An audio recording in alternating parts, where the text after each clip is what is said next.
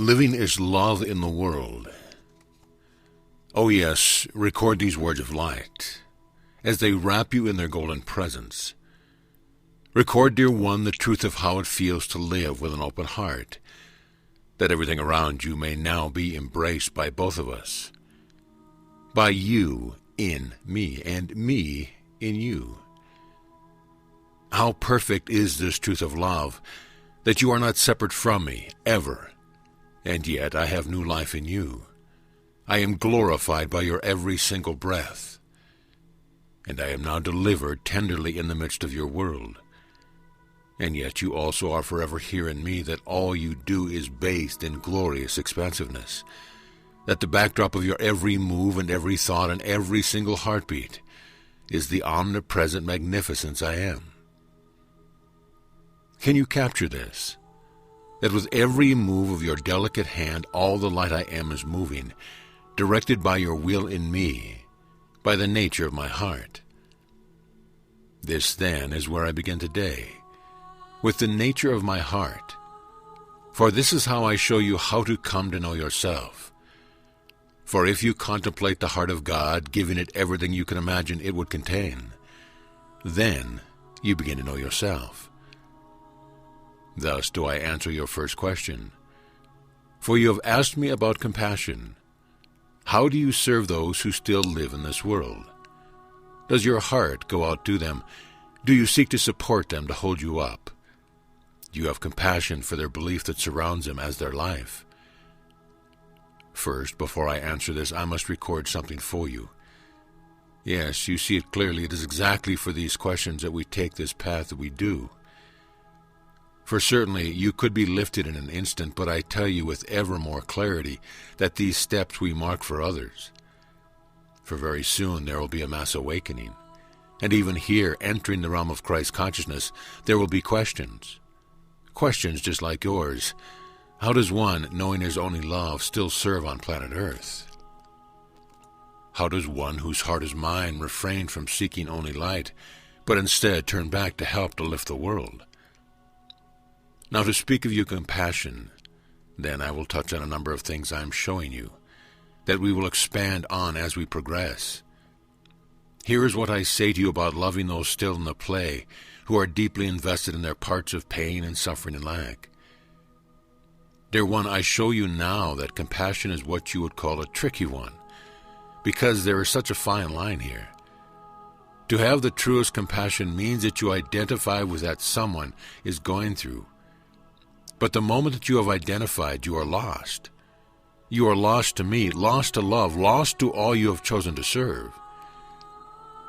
Yes, I know you think you would be careful, but you know how the buttons are that relate to your experiences, as you also came through the trials and tribulations that brought you here. Yet I do tell you that to love personally is very important. For, dear one, you must deliver us to them. Deliver us to our union of love, the living Christ within the world. Yes, you must make the connection of light, wrapping them in honor in the patterns of your heart. And yes, you may trust your mind to follow your heart, to place words upon the experience of this love. But if this is all, then why have I continually told you of the importance of your own life and how it will connect to them? Why then have so many who are mine traveled such difficult roads through their lives in this world? It is so you can begin to erase the errors of thought belief of human consciousness. Erase that you may lift the midst of these beliefs from around them and yourself, that my light will more easily shine through. That you can literally love away the thoughts specific to individuals, as well as the great clouds of thought forms that are surrounding the earth. Why, when one recognition comes, each person is lifted right to me? Because the thinner the clouds, the easier for them to raise their eyes, their consciousness. For just like clouds cover the sun, truly these great blobs of sticky, dense thought forms make it hard to discern the light. Thus I am showing you how to face the life and use the truth to erase all that is not of it. It will be like holding the truth of love until the lie of lack and pain and suffering and death before it disappear, and then pouring in its place the truth of our living communion and the glorious abundance of love and life that is our substance. Jesus used forgiveness as a description of this process. Coming from Christ's consciousness, it is a suitable word, though you may choose your own. It is suitable because it signifies a release of all that has been held in a tender, loving way. It also affirms your Christedness, your union with me. We are one. You do not do the works, but the Father in you. And on the level of the language of light, as you wrap our love around them, you will pop the bubbles of those clouds of false belief, transforming them by the power of an undivided consciousness and the purpose of your heart. Thus do you serve compassionately without ever for an instant believing the illusion that their fear and pain are real. Yet we together bring release from the hold such beliefs have. And as you now accept this truth of love into your life in every corner of your consciousness, so too can you use this process of forgiveness on yourself. That should you get caught for a moment in the unreal, especially your story, you forgive yourself, release yourself, and replace the space occupied with only love. Thus are you lifted easily back into our effervescent communion. Your deep perfection is love. Your completed fulfillment in our union and your union with Doug. Now, speaking of such things, I will tell you this, as I have before, but I remind you once again. It takes energy to break free of the gravity of Earth, the density, the downward pull of all illusory reality. Thus do I say to you now that you must put forth effort if you want to claim your Christhood. That which has been won but must now be lived here as well. Do you want what I have promised you? Then reach for it. Do nothing else. This is your truth, your goal. Everything you know within your heart. Now that you truly know at last that only love exists, now that you have ascertained how to open and expand your heart, I say to you, please do it. Choose it, and choose it again. It does take passion to manifest such beauty, such perfection of love. I continue to use Jesus as an example for you because that is exactly why he came. What he is the living expression of, the perfection of love. Is this not what you know is your truth as well?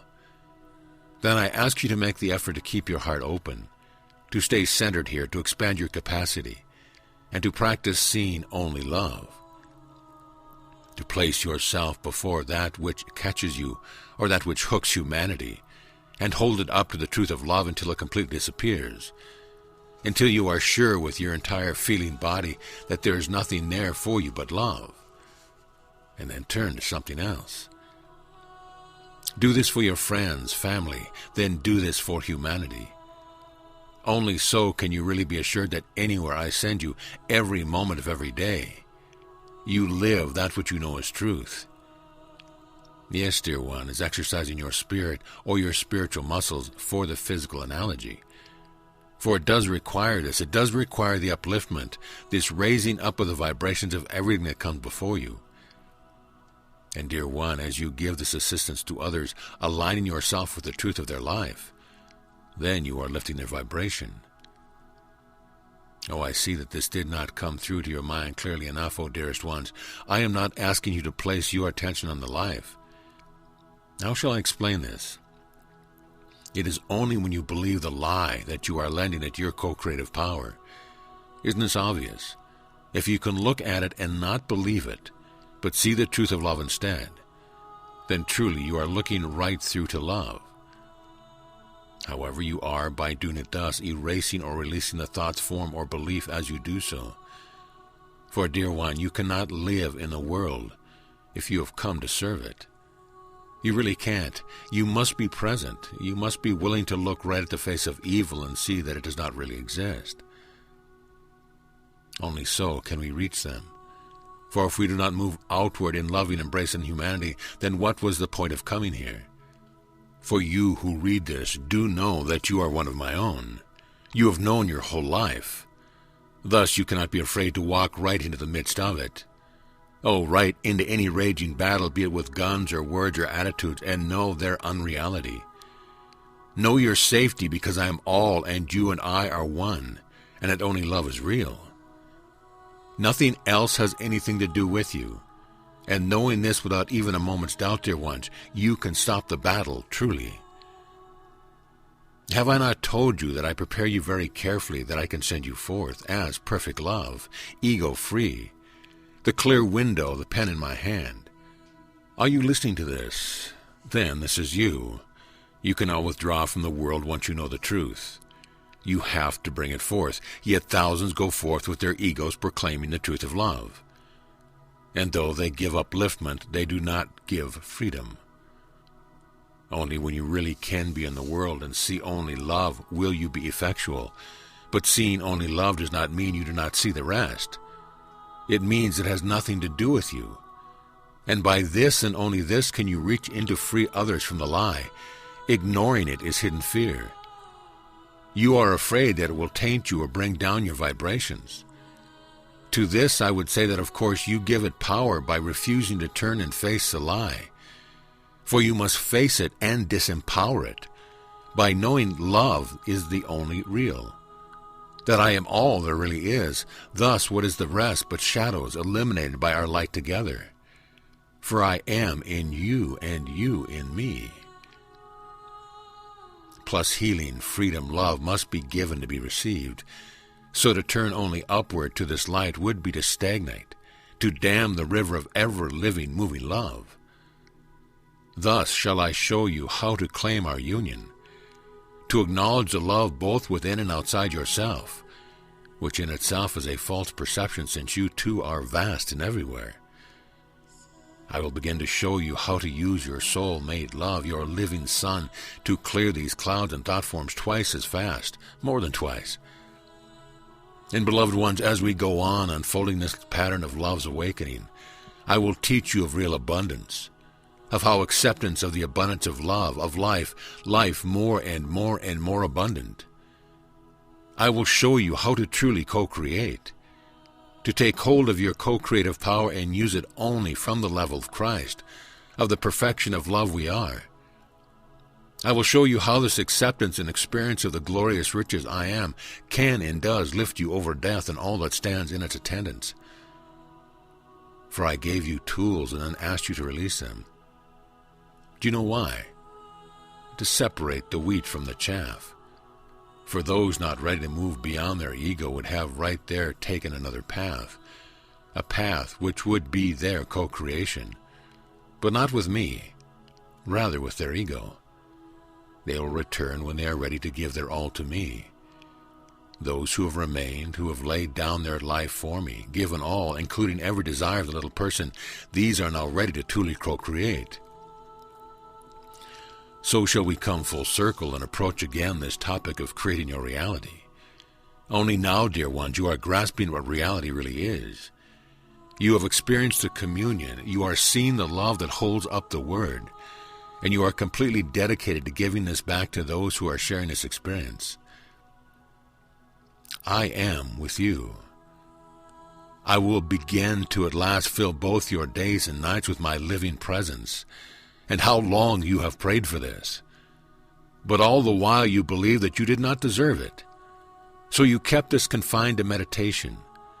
But I have still had more and more entrance into your life until by itself it began to switch. Why? Because you are becoming only love. Your true nature is returning, coming forth. Your ego has been superseded. So there is no longer anything here to block this flow of love, no old voices telling you that you do not deserve to be alive, no ego showing you that you were tainted by those things that you survived. Instead, everything finally comes into alignment, and the path of light that we prepared to bring you all this way is ready to go forth to lead others back to me, back to the truth of love. I am with you. Allow yourself to be amazed, for it is truly an amazing world, to be in love and to be alive forever. And who could ask for more than this? Amen.